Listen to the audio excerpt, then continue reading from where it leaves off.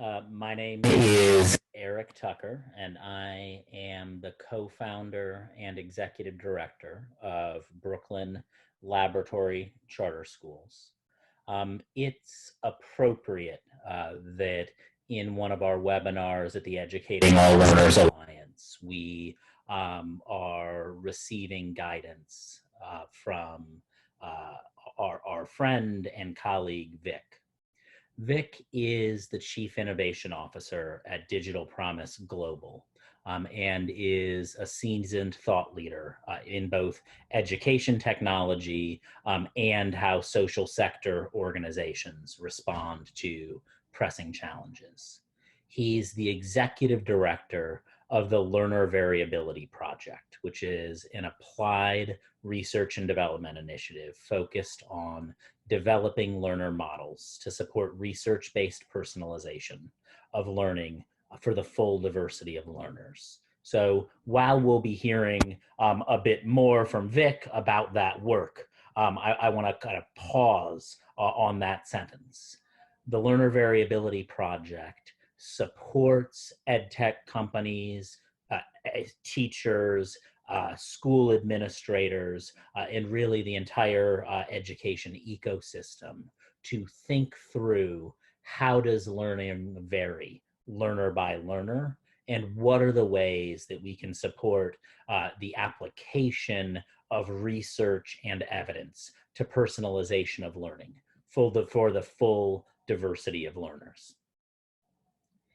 It's important that we hear from Vic at this moment because there's a need for evidence, for science, for research about what works and what can make a difference as we look to do things differently. Vic received his Master's of Education from Stanford University and is an expert in learning science, innovation, and in scaling what works. He's launched game-changing initiatives that have increased access to education and improved learning for tens of millions of learners in the Americas, Europe, Asia, and Africa. Prior to Digital Promise Global, Vic consulted with a number of foundations and organizations on education technology, innovation, and philanthropy. Prior to consulting, Vic developed strategies and managed over $100 million in technology-focused grants at the Hewlett Foundation to launch and grow the open education resources movement and to create and advance the deeper learning strategy. Vic has a degree in systems engineering from the University of Pennsylvania and received a scholarship to spend a year studying jazz performance at the Berklee College of Music. As somebody who learns differently, and as the parent of somebody who learns differently, as a teacher and an administrator that serves, that operates a school that serves complex learners, I'm tremendously excited by the opportunity to hear from Vic today. And without further ado, welcome Vic to the virtual mic.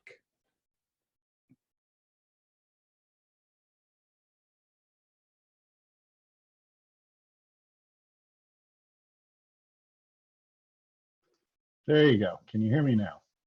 All right. Sorry, the little mute button wasn't showing up. Hi, everybody, and thank you, Eric, for that introduction. Thank you all for joining me here today. I hope everybody is safe and healthy, and their families and their communities. And thank you for all the important, critical work that you're all doing at this unprecedented time. So I'm going to go relatively quickly. We don't have a huge amount of time. I'm happy to follow up. My email is just vic@digitalpromise.org, and we're happy to support folks in the field with any of our work. All of our work is pretty much free and open source. So Digital Promise is a national nonprofit. We were launched by the Federal Department of Education about 8 years ago. And our mission is to advance learning opportunities for all, leveraging research and technology. And we really like to break down the silos between educators, researchers, and developers. And we leverage our networks to really do this in practice. Our networks are our League of Innovative Schools, which is 114 districts across the country. And we have our Verizon Innovative Learning Schools, which is growing to 250 middle schools across the country, among many others. So I wanted to just give a quick agenda. So first, I thought I would start with just some basic guiding principles around distance learning and how to think through technology. You know, when learning is complex, learning in the era of COVID is extremely complex. And so it's really important to have some basic guiding principles to fall back on as we try to work through this complexity. Then we'll go through a little bit how to understand learner variability, and we'll provide some resources and tools that you can use to bring that lens to what you're doing. And then we have resources specifically for special education that we'll share and support using that. And then kind of looking forward, we just launched a product certification and kind of where the field is going moving forward to help improve ed tech explicitly to support all learners. And we'll have some time for Q&A, hopefully. And I can't see the chat. Gabrielle's going to facilitate for us. Feel free to ask questions as we go through. So real quick, setting up for edtech use, I want to touch on a couple grounding kind of principles that I always use. And I will say, I'm also a parent of a 3rd grader and a 6th grader, and going through this whole distance learning thing as well. Someone joked the other day and said, I have a new full-time job as teacher at home while I'm working and cleaning and cooking and doing everything else. And so some core principles. Number one is really, you know, I always go back. Learner variability is tremendously complex. And when we're thinking about what to do, often we get lost in that complexity. And often I always come back to, you know, generally speaking, as long as, you know, as much as you can responsibly understand your learner or learners better, you know, the better you can support them. And so thinking through as you're trying to design or roll out things, stepping back to who that learner is and understanding what works for them. What do you know about when they're successful? What do you know about when they struggle, and how you support that? And the deeper you can support that as a whole learner, this includes social, emotional, and background, the better you can support and serve them. And I think one note in this distance learning is that often the person that understands the learner best is actually their parent, who's now doubling up as their teacher or co-teacher. And so how do you tap in and in that understanding and bring those insights into supporting learners? Second is that learning is contextual. It's always driven by context, complexity, complex learners. Often the complexities are actually just interactions with the context and how contexts traditionally are designed. And when you shift context, you can change how kids learn and what they're able to do. You know, classic example I always say is, you know, growth mindset is a big thing that's been trending for many years, and it ends up growth mindset's completely contextual. You know, we all know a kid who, when they're on the basketball court, they say, hey, I'm going to work hard, I'm going to do JV, and then by junior year, be on varsity and all this, and then you put them in a math class and they say, I can't learn math. I'm not a math person, right? And so you just shift context and you see how much learning changes. And obviously the home context is a whole nother area. And one thing I will share is we created this Bitly is a workspace in our Learner Variability Navigator that just has some base strategies to support home learning. And these were designed kind of a bit more to support parents. And so this is just kind of, these are all research-based, have evidence behind them. So we chose a few basic ones around supporting emotion, supporting children emotionally, supporting their ability to focus, a few strategies around math, and a few strategies around literacy. And it ends up, you can actually kind of click into any one of these, and we often have videos of what these look like, and we have the research behind them along with other supporting resources. And so this is something you can freely share. You can copy it to your own account and share it even more broadly. But we just kind of developed that very quickly in response to the COVID to help give some guiding strategies to folks as they shift to home environment. You know, age and developmental appropriateness. You know, I will say I'm going through this with my 3rd grader right now. His school is doing a great job, and they're doing a lot. You know, but it's funny, I counted the other day, every day he actually goes through about 12 to 14 different apps to get the learning done. And you know, for a 3rd grader, navigating all of that to go to Padlet for this, and then watch a video Google Slides, and then do this, and then Dreambox, and then Epic, and all this, and you just think about that, and it's like, I know they're trying to provide richness, but at the same time, it's so complex and difficult, you know, to navigate that, which kind of feeds this next one, which is often we can get enamored by the technology. And obviously, there's millions of apps and how you do all these things. but simplicity has a lot to go going for it as well. So figuring out, what are a few key areas that you really want to support? How does that work together coherently? And often simpler can be much more powerful, and better. And then, as I mentioned, context is complex, learners are complex, environments are complex where we are. Nobody knows all of this. And so don't feel like you have to solve everything yourself, and lean on your schools, learning specialists, parents, community, others to really see what people are doing and pull in information. Nobody can do this alone. And this is the time to really sort of tap in and learn from others and pull in from as many sources as you can. So next I want to jump towards learner variability. So those are some guiding principles that I find really useful. Learner variability is this notion that we all vary in how we learn best. And we have plenty of research on this. And actually, as Todd Rose, if you haven't read his book, The End of Average, it's a fantastic book, very easy read. He powerfully demonstrates that actually we vary far more than actually most of our society has thought in terms of how we learned and how we've designed environments. And actually nobody is average across everything. So just doing everything down the middle doesn't support actually most kids. And to really illustrate how powerful that is, one of the first white papers we did was around just looking at learner diversity in the US. And we just picked 6 categories that we know these kids tend to struggle in a standard linear average-based pathways. They often either need supports or alternative contexts or pathways, and then they can achieve and do phenomenally well. And the big thing here is if you look at this right-hand side and just take the most conservative estimates of overlap in these populations, you're talking about 50% of kids just in these 6 categories. This is not a 10% sidebar that you can just remediate and deal with on the side. This is the core population in our classrooms today, and that we're trying to support as we go through all of this. And so with that, we launched the Learner Variability Project, and this is our primary tool here is the Learner Variability Navigator. And so here what we did is, we formed advisories of top learning scientists. We distilled huge amounts of research into these models. And you can identify these factors that you want to support in learners, and then you can get research-based strategies that are aligned to those factors. And so right now we have PK through 9 math and PK through 12 literacy in here.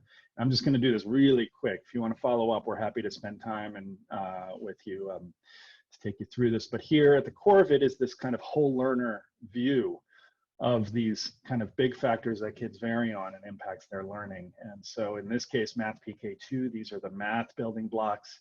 And then their general cognitive aspects. This is where a lot of special education spends a lot of time working: memory, attention, and focus, sensory processing, et cetera. But these are the ones that really matter for math learning. And social emotional factors, and then they're big background factors that we know impact how kids learn. And you can see here, we map the interactions. So what interacts with attention? If a child struggles with attention, at least in a traditional context, these are the things that actually interact with that heavily. And so you can kind of see how things connect, and you can click in, you can learn more about these factors. Everything is cited by an enormous amount of research that we've combed through. And then here are these strategies. And so we have lots of strategies in this case for working memory and how to support that. And you can click into these, and here often we have videos, what this looks like in the classroom, and other supporting resources. And one last really quick tool is we have our explorers, and one that's probably pretty relevant today is this Learning Needs Explorer. And so this kind of guides you through this step where it says, you pick an area that you want to support, say literacy 4 through 6, and it asks you to choose the 2 to 3 kind of big factors that you're trying to work on. So maybe I'm just working on, writing skills here, and I know the child struggles on attention. And so what I can do is I click next, and what it does is it distills. It says, you chose these 2. These are the ones that really impact those very heavily. And so then you can add, you can say, you know what, I've never thought about this. Let me add metacognition and cognitive flexibility, and there might be something around literacy environment. Since we're dealing with a home environment. And then I click next, and what it does is it provides you with the strategies. It says here, these 4 strategies support everything you chose. These are very high leverage, and you can kind of choose what you want to add. And then here, these support many, not necessarily all. And So you can add whatever you want, and then I can say, explore this in a workspace. And what it does is it creates a workspace of the factors and strategies. And you can add notes if you want, you can share these and email them out with other people, and you can create many different workspaces. So that's the Learner Variability Navigator in a really quick snapshot. And what it is just helping bring this lens of learner variability when we're thinking of supporting learners in various contexts. So as we shift to this home environment, what do we know about the learner? What are the key areas, and what are some strategies that we could set up that'll hopefully help them and support them through their learning? Then another response that we did when we get to resources is we actually launched a searchable database here of SPED-specific products. And so these are products that are designed to support complex learners and have been developed for that in key areas. We start with a little framing here, and one key thing for folks to remember as they step into this is that all of our platforms that we use, whether it's Chromebooks or iPads or PCs, and then the operating systems and then the browsers on top of them, all have really rich accessibility features in them. They're tremendous, and these have grown significantly over the last years. And these are all free and embedded already. And so we provided links to all of those to really remember that we have this to tap into and are ready to support everyone that at least has a device in there. So that's really important to remember. And then we created this database, and you can basically filter it. And every product here, the first thing we did was we did set a bar of data privacy for students. So every product here either signed the student data privacy pledge or does not require a student account to use. So at least they're practicing best practices in terms of data privacy, because that's really important, and especially with a population of complex learners. Then we broke it up by grades, and then we actually broke it up by IDEA disability categories. And so you can choose autism spectrum disorder, and it'll basically filter down to products that have in some ways been designed to support kids with autism. And then you can choose cost structure, whether it's for purchase, always free, limited free trial, or free during COVID, which a lot of products have been doing. So this is a resource that can kind of give you ideas, and if you're looking for edtech products, starting points. One thing I do want to make clear: we did not vet these for learning quality. There's no, we haven't checked efficacy trials or anything like that with these products. That would have taken much longer, and we were trying to get something up very quickly for folks at least to get a start moving down the road. So you still have to kind of look at them from that perspective. Maybe check with a learning specialist or other folks again in your network if they've used them, and things like that can be helpful. Then the next part, so we start out with guiding principles. You bring a lens of learner variability, and we have a bunch of kind of SPED products that are designed to support complex learners. And now one thing that we've been working on is through all this work, we found that there's a real lack of research driving products and product design. And it's really tough, because a lot of we know a lot about learning, but there's also a lot of misconceptions out there. And we know that when products are designed on research, they tend to do better overall. And so what we did is we kicked off a product certification initiative.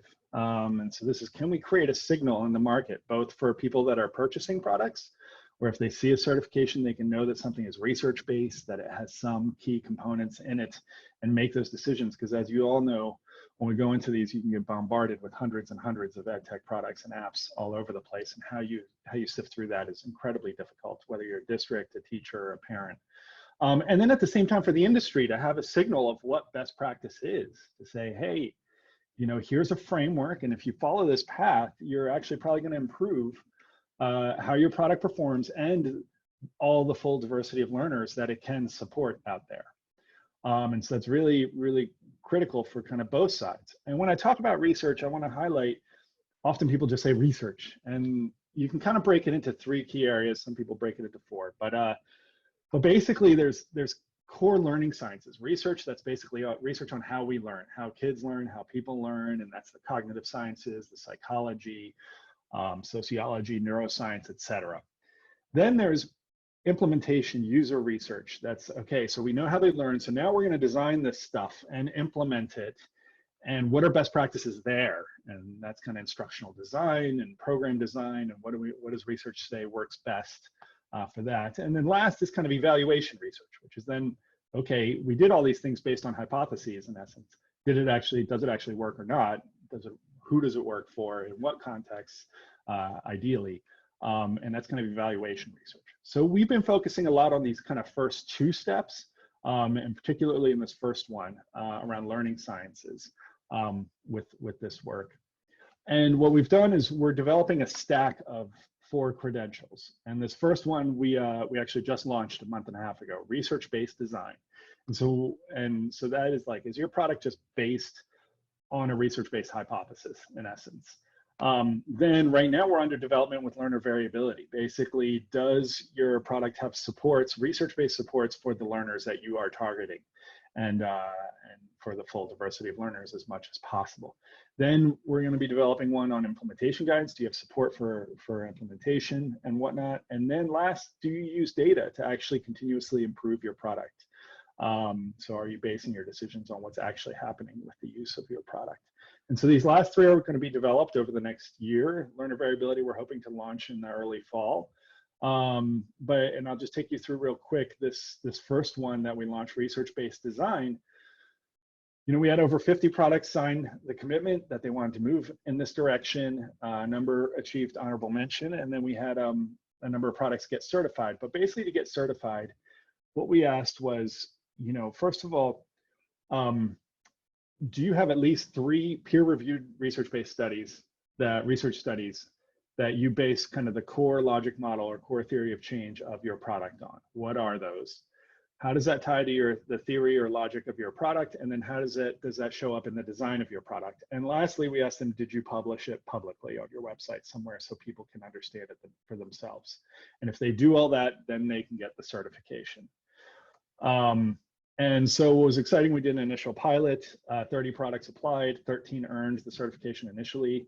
That was announced in late February, and now 2 more have gone through and gotten certified. So we have 15 products. And now we have a number of other products that are going through the process right now, and we'll be growing this over time.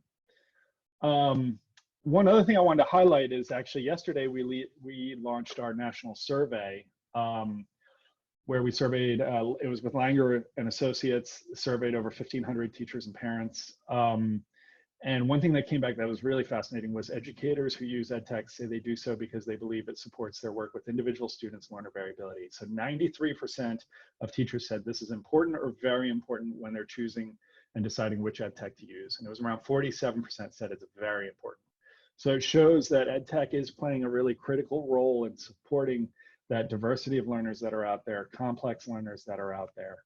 And I'll share just one story. We have a partner who's also a partner in the EALA coalition, ReadWorks. We did some work with them where they used our learner variability project strategies. They implemented about 40 of them.